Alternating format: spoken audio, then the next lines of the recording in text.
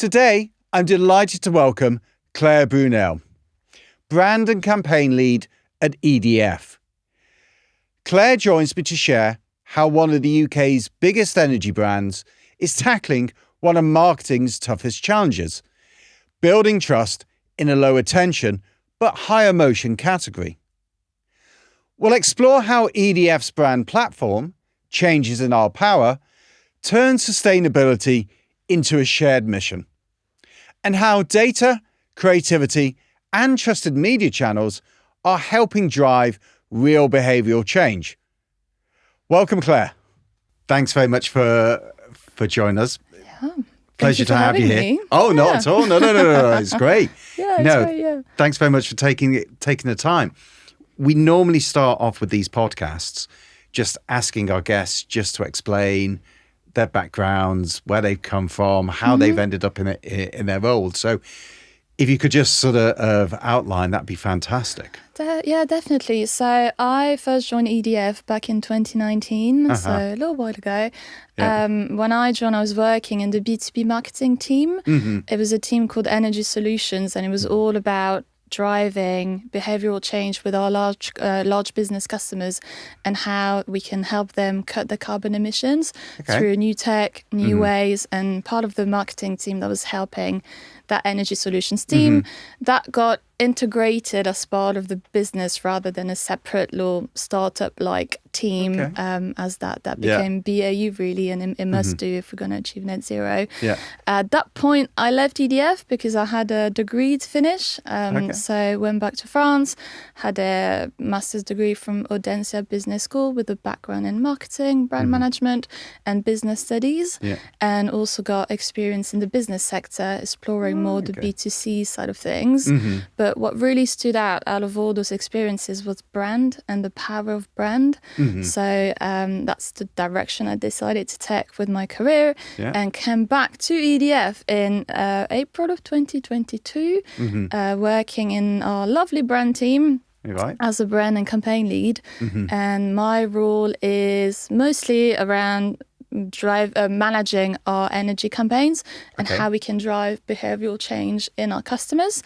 And it's also a role of brand guardian, really. So it's making sure that as EDF, we're always showing up in the same way. So consistently, same voice, same look and feel across all of our touch points to make sure that we get good cut through in an industry that's pretty competitive.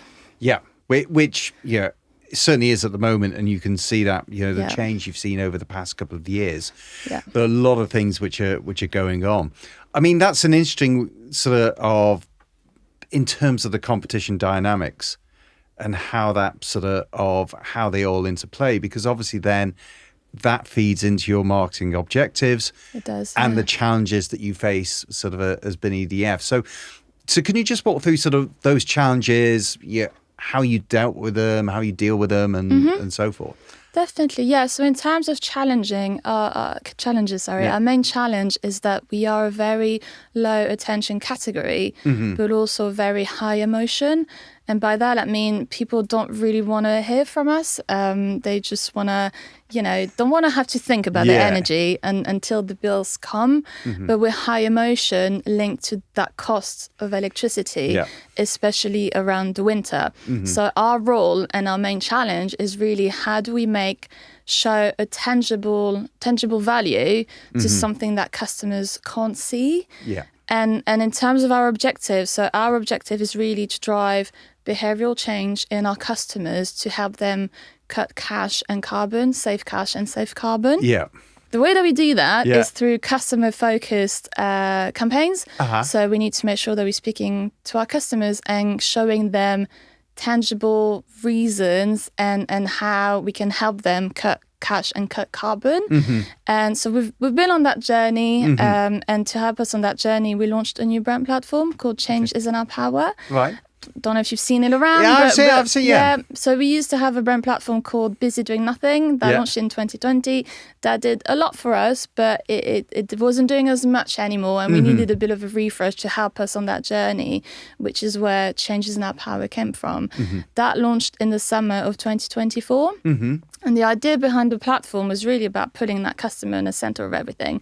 And we did some customer research, and what came out of that customer research is that customers want to see someone take the lead to make the change happen, the changes that need to happen in the energy industry, make them happen. And we believe that only EDF can lead that change, because we're building the low carbon infrastructure that we need for the future, and also building an energy system that's not quite as reliant on external factors. So Changes in Our Power came really as a collective movement of us, our staff, our customers and our stakeholders all working together to help lead that change, which places EDF not only as a leader, but also as a partner in all of this with our customers, our stakeholders. And worth mentioning that we worked on this with Lucky Generals as the creative agency, and Havas Media on the media side of things, helping us make it happen and get it all into the world. Good shout out to Lucky Generals and Havas for for their work. I mean, it's an interesting one, sort of, you know, as you say, working together with the stakeholders and everything, because, and it comes back to what you said before, that sort of consumers don't necessarily want to hear from you, but there's a lot of emotion when their bills come. And obviously at the moment, you look at the cost of living sort of concerns, and the price of energy has become sort of a major political sort of topic. When you're planning your sort of marketing campaigns, and when you're sort of going through your marketing campaigns, how much is that in the forefront of what you're thinking about to sort of counteract those thoughts? I know you've talked about trying to get consumers to change their behaviours, but obviously at the end of the day, consumers, are thinking about the amount that they pay as well. No, of course. So for us, it's really about building trust with our audience, because if our customers don't trust us, then we can't help them make those changes. So it is quite key for us that we're building that trust with them, and that when we go into our media planning and planning all of our campaigns, that's what we keep in mind, is how can we demonstrate that tangible value that we're bringing.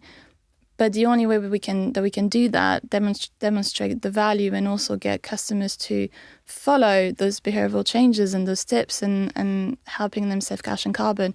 The only way we can do that if they trust us, and then at that point we can help them. So that's a key thing we keep in mind when planning our media, obviously, because we know it is tricky. It is a tricky industry, and definitely need to be mindful of all of this. So that's why we really work on building that trust with our customers, stakeholders, so that they know we're on their side, and we've got propositions, and then when we get into campaign messages, that consistent, clear, and really sharing how we can bring that tangible value to the consumer base. And that obviously then will feed into when you're thinking about the channels in which you should use, and again, there is this brand element, this performance element, this is sort of which platforms actually work best for you. How do you, well, I guess, what do you find? How do you go about thinking sort of through in those terms? What do you find are the best platforms from your standpoint? Yep. So trust is always at the center of everything that we do. We need to build that trust. So we need to find the channels that help us build that trust. So all the channels, when we look at our media plan, we look at trusted channels that we know our audience is going to use, so that we show up in a trustworthy way where we know our audience is. Some of those channels, I won't go through all of them, but some of those channels, we've used sponsorship, for instance. So we've recently had some activity with Coronation Street. We worked in partnership with them. We created a new ad that's set on Coronation Street, and it takes the elements from the current Sunday Saver ad, which the Coronation Street ad is promoting, taking the same elements of the music, the cast. We've got a little Zayn, a little rock star, very similar message, that we keep that consistency. But what Coronation Street allowed us to do as a partnership is aligning with the Much Loved show. It's a big cultural moment for a lot of people in this country. It's a big familiar moment. So we were able to tap into that moment and deliver our message in that trustworthy voice that Coronation Street has. And for our Sunday Saver Challenge, so the Sunday Saver Challenge, it's if you use less if you shift your electricity usage out of peak hours, if you use your electricity outside of those hours, you earn up to 16 hours of free electricity to use the following Sunday. So it's driving that behavioral change of you will save cash because you get those free electricity, and also you cut your carbon footprint because you're using electricity at times that aren't as carbon intensive, and when less people are using it. So it's using partnership, trustworthy channel, trustworthy voice to share that Sunday Saver message that's all about behavioral change. We also use out of home. Out of home is a great trusted channel. I was going to ask you about exactly, and we've got to talk about it here. Yeah, well, of course, So no, but it really is a great channel for us because it's trusted, but it's high attention, high engagement. It's also a good channel to build that emotional connection with the customers, and also to start driving that change. And with out of home, what it means as well is that you can be part of a customer or a prospect or people's day. We might be on their way, they might see us on their way to work, or on their way to lunch, or on their way home in the evening. So we can tap into those different moments of their days and show up consistently. So they're examples of channels, trusted channels. But what we also find is that you need your trusted channels to all work together, and that plan to be integrated so that your message is maximized across the plan. And some channels that we use to reinforce our message, we might not use it as a key channel on its own, but it's a good way to reinforce the message in a trustworthy space. It's podcast and host reads, because similarly, you can really find your audience depending on their interest. And we get to piggyback on the trust of the host or the podcast and deliver that message again with a trustworthy voice and aligning with much beloved shows. And it's some fascinating examples there, as you say, sort of how, in those adverts you bring together both the sort of building the trust in the brand, and also as well at the same time trying to persuade the consumer to change behavior. So you're working really on two different strategies or two different outcomes at the same time, sort of, which feels really powerful and effective sort of in terms of those adverts. I mean, one sort of obviously as well with the sort of the electricity industry, the utility industry, sustainability is key, particularly in these times. Both from a corporate priority, but then also as well for how consumers sort of feel about things. So maybe it'd be great to hear sort of EDF's sort of view on sustainability and how that sort of fits into your marketing campaign as well. And I know we've touched upon some of these points already. Yeah, so sustainability obviously very, very big for us. Our purpose is to help Britain achieve net zero. We've just recently updated it to achieving an electric Britain, which is happening at the moment. So it's all new, but it is very important to us, and it's always about how do we manage the commercial side of things, which need to be taken into account massively. Of course, but also how do we bring in that sustainability and net zero element of things? And it's really always about balancing both, and how can we balance both, including in our campaigns. So if I think about our campaigns, we balance both in terms of giving reasons to customers to join EDF, well, prospects to join EDF and customers to stay, with messages such as the Sunday Saver Challenge. And that helps us achieve commercial goals because we're giving people reasons to come to us. But that needs to be balanced with how do we bring sustainability and net zero into it. In terms of our campaigns, it will be through our choice of media. We joined at net zero through Havas, so we offset the carbon emissions from our media activity. And also through that message, are we driving, and we are driving that sustainable behaviour change in our customers. And always making sure that both are balanced. And the example of Sunday Saver, I keep mentioning it, but it is my main campaign and the main thing that we're promoting at the moment. No, keep mentioning it, please. It's really about, you're giving customers and prospects reasons to be with EDF because this is what we offer. You can save cash, you can save carbon, but on the other side, it's really that save carbon and making sure we be choosing sustainable media where we have the option. Yeah. No. And as you say, I mean, at the end of the day, you're a business as well. So there needs to be that balance between the profitability and the commercial interests and so forth. If we look at I want to go into your campaign, Changes in Our Power, and how you used out of home to convey that message. Because, this was a slogan that was different from the one you used before. So obviously a different focus, but then how out of home really helps you to amplify that message and get that message across to consumers. Yes, so Changes in Our Power launched in July 2024 and summer of 2024 was a big summer of sports. Yeah.